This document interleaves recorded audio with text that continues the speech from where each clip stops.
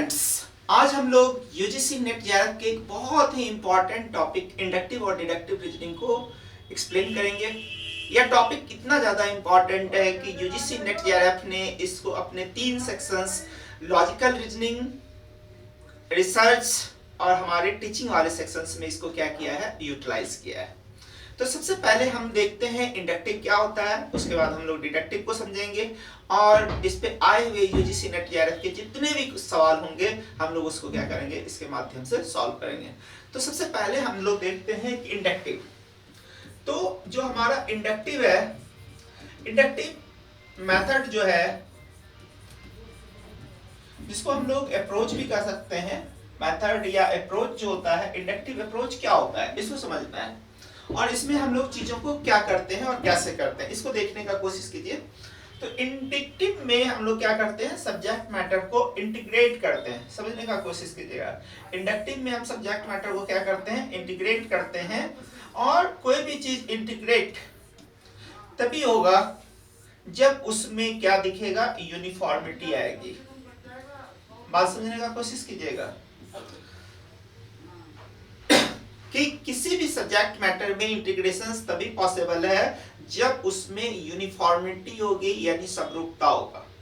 Suppose यहाँ पे आप यूजीसी नेट जेआरएफ के बहुत सारे स्टूडेंट जो है अलग अलग सब्जेक्ट से हैं, लेकिन आप हमारे पास पेपर 1 के लिए आए हुए हैं, यानी आपको यहाँ पे इंटीग्रेट करने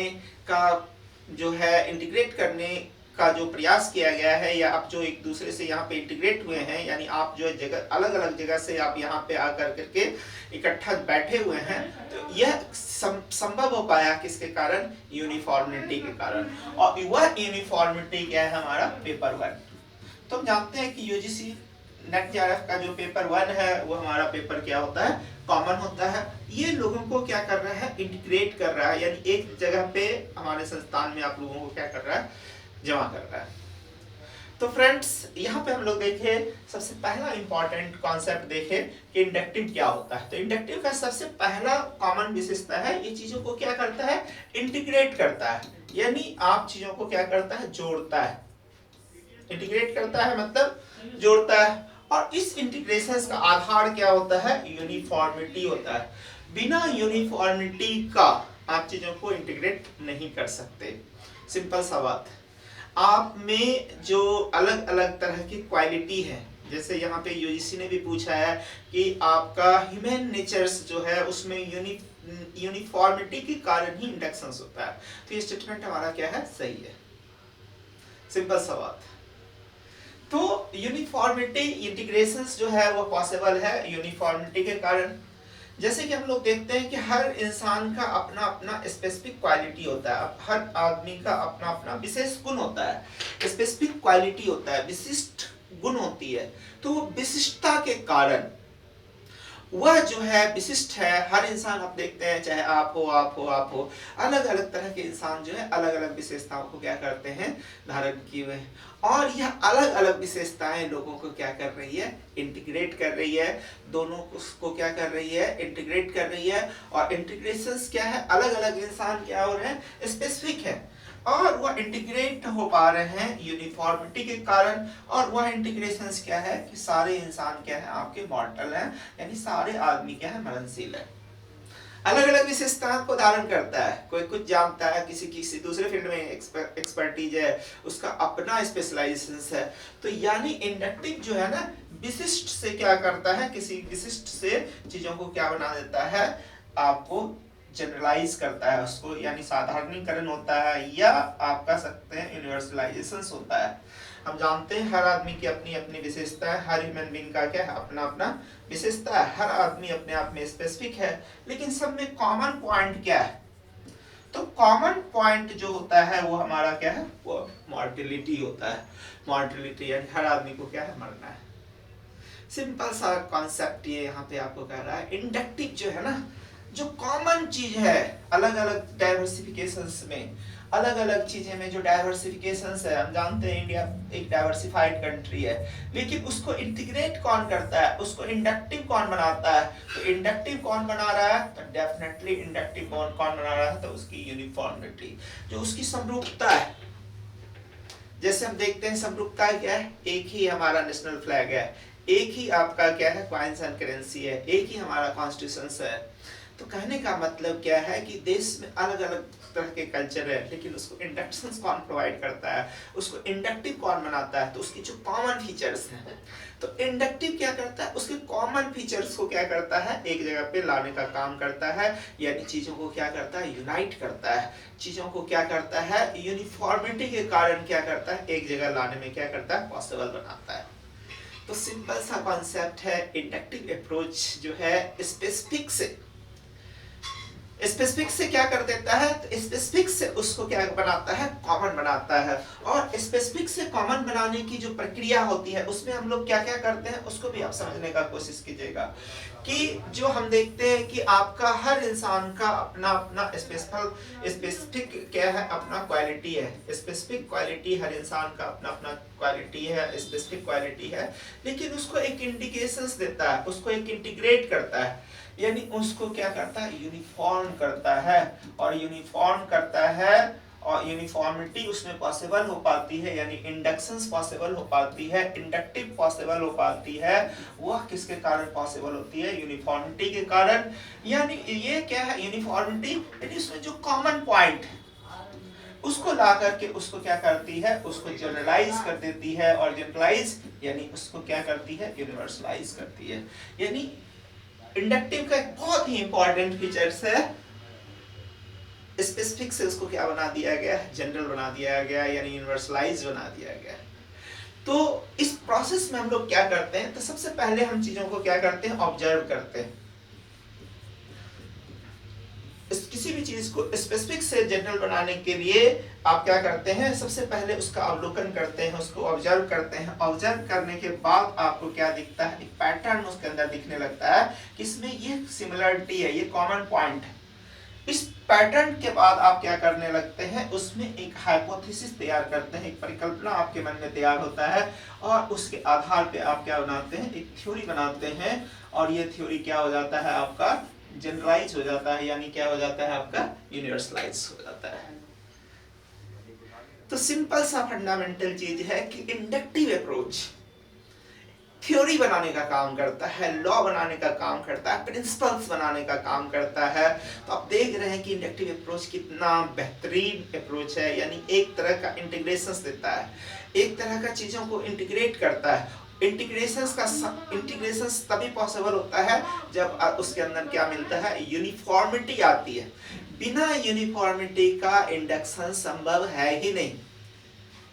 बात समझ में आ रहा है? आप एक सर्टेन पैटर्न को देखते हैं, आप जब ऑब्जर्व करते हैं चीजों को, पर्टिकुलर चीजों को जब आप ऑब्जर्व करते हैं, कंटिन्यूअस ऑब्जर्व करते हैं, लंबे समय तक ऑब्जर्व करते हैं, तो आपके माइंड में क्या होता है एक पैटर्न तैयार हो जाता है, और यह पैटर्न ही आपको क्या करता है आपको सोचने के लिए मजबूर करता है, आपको एक दिशा देता है, एक डायरेक्शंस देता है, एक आपको लाइन ऑफ इन्वेस्टिगेशंस देता है, और उस लाइन ऑफ इन्वेस्टिगेशंस यानी उस रिसर्च का फाइनल आउटपुट क्या होता है आपका एक थीसिस तैयार होता है, आपका एक थ्योरी तैयार हो जाता है। तो इंडक्टिव अप्रोच जो है थ्योरी को बनाने का काम करता है, यानी जब आप सोसाइटी के अंदर जाते हैं या किसी पर्टिकुलर चीज को ऑब्जर्व करते हैं, पर्टिकुलर चीज यानी स्पेसिफिक चीज को ऑब्जर्व करते हैं, तो उसके अंदर एक कॉमन आपको क्वालिटी दिखता है, एक कॉमन फीचर्स दिखता है, और उस कॉमन फीचर्स के आधार पे उस पर्टिकुलर स्पीसीज का आप क्या करते हैं कैरेक्टर को डिटरमाइन करते हैं। यानी इंडक्टिव अप्रोच जो है एक पर्टिकुलर स्पीसीज को, एक पर्टिकुलर जीनस जो है, जीनस से स्पीसीज आई है, स्पीसीज से जो है डिफरेंट टाइप्स के स्पीसीज जो आए हैं उसके जो कैरेक्टर्स होते हैं, उसको कैरेक्टर्स को आप क्या करते हैं डिटरमाइन करने में काम करते हैं। तो यहाँ पे फ्रेंड्स हम देख रहे हैं कि इंडक्टिव अप्रोच रिसर्च में किस तरह से यूजफुल है। वहीं पर जब हम टीचिंग का पार्ट करेंगे कि टीचिंग इंडक्टिव अप्रोच में किस तरह से काम करता है, तो टीचिंग में हम देखते हैं कि जब हम किसी पर्टिकुलर टॉपिक को टीच करते हैं तो हम उसके डिफरेंट डायमेंशंस को पहले क्या करते हैं एक्सपोज करते हैं। डिफरेंट डायमेंशंस को जब एक्सपोज करते हैं, डिफरेंट डायमेंशंस को आप जो है पूरी तरह से एक उसके हर एस्पेक्ट्स को आप क्या करते हैं क्लैरिफाइड करते हैं, तो बच्चे उस पर्टिकुलर डायमेंशंस को क्या करने लगते हैं ऑब्जर्व करने लगते हैं। ऑब्जर्व करने के बाद बच्चे के माइंड में एक सेटअप तैयार होता है, एक पैटर्न तैयार होता है, और टीचर जो है एक तरह से उस पर्टिकुलर टॉपिक को धीरे धीरे धीरे धीरे एक्सपोज करते जाते हैं, डिफरेंट डेमोन्स्ट्रेशंस के माध्यम से, डिफरेंट एग्जाम्पल के माध्यम से वो पर्टिकुलर टॉपिक को क्या कर देते हैं, फिर एक पर्टिकुलर पॉइंट्स पे लाते हैं। उस पर्टिकुलर पॉइंट्स यानी वो थीम्स पे, जो वो थीम्स या वो एसेंस या वो इमोशंस, जिस इमोशंस पे वो आपका टॉपिक बेस्ड है, उस पर्टिकुलर पॉइंट्स पे आप उसको क्या करते हैं, इंटीग्रेट करते हैं। यानी आप देख रहे हैं चीजें कैसे संभव हो पा रही है, उसके डिफरेंट डायमेंशंस है, डिफरेंट डायमेंशंस को एक्सपोज करते जाते हैं। एट द लास्ट मोमेंट में जब वो टॉपिक को बाइंड करते हैं, तो बाइंड करने के बाद आपको क्या करते हैं, एक पर्टिकुलर पॉइंट पे ले जाते हैं, यानी वह उसका क्या है, उस पर्टिकुलर टॉपिक का इमोशंस है, वो पर्टिकुलर टॉपिक का एसेंस है। और ये एसेंस तभी संभव हो पा रहा है जब हम उसके डिफरेंट डायमेंशंस पे अपने क्या कर रहे हैं, डिस्कशंस कर रहे हैं, उस पर हम चर्चा कर रहे हैं। तो इसके डिफरेंट डायमेंशंस को चर्चा कर रहे हैं, चर्चा करते करते करते करते करते करते करते करते अल्टीमेटली हम क्या करते हैं, उस नटसेल पे पहुंचते हैं, उस यूनिफॉर्मिटी पे पहुंचते हैं, जो उसको एक तरह का की हो जाता है उस पर्टिकुलर टॉपिक को क्या करने के लिए, समझने के लिए। उस पर्टिकुलर टॉपिक को समझना है, उस पर्टिकुलर टॉपिक को क्या कहते हैं, आप हर स्टूडेंट जो है उसको प्रॉपर समझ ले। और मेरा मानना है एक टीचर का एकमात्र काम है, और वह सिर्फ और सिर्फ काम क्या होता है कि सब्जेक्ट मैटर को इतना सिंप्लीफाई कर देना, इतना सिंप्लीफाई कर देना कि वह टॉपिक्स बच्चे के लिए क्या हो जाता है, बहुत ही आसान हो जाता है। तो फ्रेंड्स, यहाँ पे हम लोग देखते हैं कि टीचिंग जो है, टीचिंग में किस तरह से इंडक्टिव अप्रोच को यूज किया गया है। रिसर्च में थ्योरी बनाने में या थीसिस बनाने में आप किस तरह से आप क्या करते हैं, इंडक्टिव अप्रोच को यूज करते हैं। लॉजिकल रीजनिंग जो है इंडक्टिव अप्रोच के मेथड को बताता है कि इंडक्टिव अप्रोच में होता क्या है, इंडक्टिव अप्रोच किया कैसे जाता है, इंडक्टिव अप्रोच की क्या विशेषताएं होती है। तो फ्रेंड्स, इंडक्टिव अप्रोच की जो विशेषताएं क्या होती है, वह आप चीजों को क्या करता है, इंटीग्रेट करने का कोशिश करता है। डिफरेंट अलग अलग डायमेंशंस में अलग अलग डाइवर्सिफिकेशंस जो पाई जाती है, वह अलग अलग डाइवर्सिफिकेशंस को क्या करता है, यूनाइट कर देता है, उसको एक पर्टिकुलर पॉइंट पे लाता है, उसके इमोशंस को, उस पर्टिकुलर टॉपिक, जो पॉइंट को रख करके जिस माइंड सेट से ऑथर ने उस बुक को लिखा है, उस पर्टिकुलर टॉपिक को लिखा गया है, उस इमोशंस तक टीचर आपको क्या करते हैं, ले जाने का भरसक प्रयास करते हैं। 100% जब इस तरह से किया जाता है तो टॉपिक क्या हो जाता है, काफी इंटरेस्टिंग हो जाता है। और जब जैसे ही टॉपिक इंटरेस्टिंग हो जाता है, स्टूडेंट को वो टॉपिक समझ में आने लग जाता है, स्टूडेंट उसको एंजॉय करने लगते हैं, उसको भी लगता है वाह क्या टीच किया गया है, वो पढ़ने में आनंद लेते हैं। फिर वो कभी अटेंडेंस के लिए कॉलेज नहीं आते, कभी वो मार्किंग के लिए, मार्क्स के लिए नहीं पढ़ना चाहते, वो टॉपिक को समझना चाहते हैं। जब इस माइंडसेट से आप टीचर को टॉपिक को एक्सप्लेन करते हैं तो बच्चे के अंदर भी क्या होता है, एक इनोवेशंस का आइडिया आता है, बच्चे भी काम करना चाहते हैं, बच्चे भी इनोवेट करना चाहते हैं, उसे भी लगता है कुछ नया जनरेट किया जाए, कुछ नया सोचा जाए उस पर्टिकुलर टॉपिक के बारे में, किस तरह से उस पर्टिकुलर टॉपिक को और भी ज्यादा इंटरेस्टिंग बनाया जाए। तो आप देख रहे हैं कि इंडक्टिव अप्रोच जो है किस तरह से मैटर को क्या करता है, एक्सपोज कर देता है, पूरी तरह से उसको एक ब्लॉसमिंग स्टेज में ले जाता है, और ब्लॉसमिंग स्टेज में ले जा करके उस पर्टिकुलर टॉपिक के एसेंस को, उसके इमोशंस को स्टूडेंट के सामने रख देता है, और बच्चे आसानी से उस टॉपिक के साथ क्या हो जाते हैं, कनेक्ट हो जाते हैं। और फिर वहाँ से शुरुआत होती है स्टूडेंट का खुद का माइंडसेट। हर स्टूडेंट की अपनी अपनी स्पेसिफिक क्वालिटी होती है, उसका अपना अपना इंटेलिजेंसिया उसका होता है, अपना माइंडसेट होता है, और उस माइंडसेट को यूटिलाइज कर करके फिर जो है वो एक नया रचनात्मक चीजें, एक कलात्मक चीजों को क्या करता है, प्रोड्यूस करता है। तो आप देख रहे हैं कि इंडक्टिव अप्रोच कितना बेहतरीन कॉन्सेप्ट। तो जब भी टीचर टीचिंग करें, मेरा मानना है कि डेफिनेटली इंडक्टिव अप्रोच में हम लोग देखते हैं कि टीचर जो है मैटर को जस्ट क्या करते हैं, थ्रो करते हैं। मैंने दिल्ली यूनिवर्सिटी के बहुत सारे डिपार्टमेंट के टीचर्स को देखा है कि वो जस्ट मैटर को आप बैठ जाते हैं, मैटर को थ्रो करते हैं।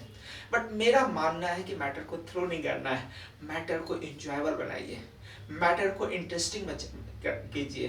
बच्चे पढ़ना चाहते हैं, बच्चे पढ़ने के लिए आते हैं कॉलेज, लेकिन कॉलेज का जो हम लोग देखते हैं इंडिया में जो एजुकेशन सिस्टम है उसमें कॉलेज में रेगुलरिटी नहीं होती है। कभी टीचर की ओर से रेगुलरिटी नहीं देखने के लिए मिलता है, कभी स्टूडेंट की ओर से रेगुलरिटी नहीं मिलता है। अगर टीचर प्रॉपर वे में अपने लाइबिलिटीज़ को, अपने ड्यूटीज़ को एक्सिक्यूट करेंगे तो मेरा मानना है कि हर स्टूडेंट पढ़ना चाहता है, हर स्टूडेंट सीखना चाहता है, हर स्टूडेंट अपने माइंडसेट का मैक्सिमम यूटिलाइज करना चाहता है। जब आप इंडक्टिव अप्रोच को बता करके इंडक्टिव अप्रोच के माध्यम से टॉपिक को के एक एक पार्ट्स को आप क्या करेंगे, डिसइंटीग्रेट करना चाहेंगे, उसके हर एक एक सेक्शंस को क्या करना चाहेंगे, डिसइंटीग्रेट करना चाहेंगे, तो आप देखेंगे, आप पाएंगे कि टॉपिक काफ़ी सिंप्लीफाई हो गया है। तो मेरा मानना है कि जो टीचर का मेन फंक्शंस क्या है कि टॉपिक को इतना अलग अलग तरीके से उसको रेक्टिफाई किया जाए, अलग अलग एग्जाम्पल से उसको रेक्टिफाई किया जाए कि टॉपिक की सारी कॉम्प्लेक्सिटी खत्म हो जाए, सारी कॉम्प्लेक्सिटी खत्म हो जाए और टॉपिक जो है अपने सिंपलेस्ट फॉर्म में आ जाए। और मेरा मानना है कि जितनी अच्छी तरह से यहाँ पे इंडक्टिव अप्रोच को मैंने आपको समझाने का कोशिश किया है, आप इंडक्टिव अप्रोच को सही से सुनिए, इसके इंपॉर्टेंट पॉइंट्स को लिखिए और यूजीसी नेट जेआरएफ में जितने भी क्वेश्चन आपके इंडक्टिव एंड डिडक्टिव अप्रोच पे आए हैं वो सारे क्वेश्चंस को आप क्या कीजिए, बनाने का कोशिश कीजिए। और मेरा मानना है कि आप बहुत ही अच्छा परफॉर्म कर रहे हैं, बहुत अच्छा परफॉर्म करेंगे। और सबसे इम्पॉर्टेंट चीज़ मैं आपको लास्ट में ये बताना चाहता हूँ कि हमारा यूजीसी नेट का एक बहुत जो है पेपर 1 के लिए जो है ऑनलाइन और ऑफलाइन दोनों बैच स्टार्ट हो रहा है। अभी हमारे 35 बच्चे जो है नेट जेआरएफ क्वालिफाई किए थे और उसमें से बहुत सारे स्टूडेंट जो है permanent assistant professor Delhi university में लगे हैं और बहुत सारे स्टूडेंट जो है पीएचडी कर रहे हैं दिल्ली यूनिवर्सिटी से, जेएनयू से और जामिया से, यानी दिल्ली के जो प्रोमिनेंट इंस्टीट्यूट है वहाँ से। हमारे ऐसा कोई इंस्टीट्यूट नहीं है जहाँ पे हमारे पास आउट स्टूडेंट, हमारे यहाँ से नेट जेआरएफ क्वालिफाइड स्टूडेंट जो है रिसर्च नहीं कर रहे हैं। तो मेरा मानना है कि आप लोग भी हमारे इंस्टीट्यूट से जुड़िए और बहुत कुछ सीखने के लिए यहाँ मिलेगा। हर टॉपिक आपको काफ़ी सिंपल फॉर्म में मिलेगा और काफ़ी इंटरेस्टिंग लगेगा। बहुत टाइम दिया जाता है टॉपिक को सीखने के लिए और 2 से 3 महीने का जो कोर्स वर्क है इसमें ना केवल आप पेपर 1 को समझ पाएंगे बल्कि आपकी टीचिंग स्किल भी बेहतर हो जाएगी। और जब आप टीचिंग के लिए जाएंगे तो एक बेहतर एक्सप्रेशन आपका मिलेगा। जितने भी स्टूडेंट अभी पढ़ा रहे हैं कॉलेज में सब ये कहते हैं सर आपका ही अप्रोच हम लोग यूज करते हैं और बच्चे उसको काफ़ी पसंद कर रहे हैं। तो मेरा मानना है कि आप ज़्यादा से ज़्यादा स्टूडेंट जो है हमारे क्लास से जो है जुड़िए और बेनिफिट उठाइए। कम समय में आपको मैक्सिमम बेनिफिट मिलेगा, ऐसा मेरा मानना है कि कम समय में आपको मैक्सिमम बेनिफिट मिलेगा ही मिलेगा। क्योंकि हम लोग जो है बेसिक मकसद है टीचिंग, जो हम लोग टीचिंग का जो मेन मकसद है वो नेशन बिल्डिंग के लिए रिसोर्स को तैयार करना है। तो आप लोग ज़्यादा से ज़्यादा आइए और 100% आप मान के चलिए, पूरे विश्वास के साथ जो हमारे संस्थान से आप जुड़िए और निश्चित रूप से आपको सफलता मिलेगी, है ना। और भी टॉपिक्स पे जो है हम लोग कल डिडक्टिव पे बात करेंगे, डिडक्टिव एस्पेक्ट्स पे हम लोग डिस्कस करेंगे और उसके बाद जो हम प्रीवियस ईयर के क्वेश्चंस को आपको करके दिखाएंगे। तो हर टॉपिक को काफ़ी सिंपल फॉर्म में, काफ़ी एक्सप्लेनेटरी फॉर्म में सिखाया जाता है। एक्चुअल में यहाँ पे सिखाया जाता है, पढ़ाया नहीं जाता है बल्कि सिखाया जाता है। आप टॉपिक को सीखेंगे तो आप परफॉर्म कर पाएंगे। और मेरा मानना है कि अभी आप देख सकते हैं कुछ स्टूडेंट का यहाँ पे लगा हुआ है जिन्होंने अभी नेट जेआरएफ क्वालिफाई किया है, कुछ मैंने यहाँ लगा रखे हैं।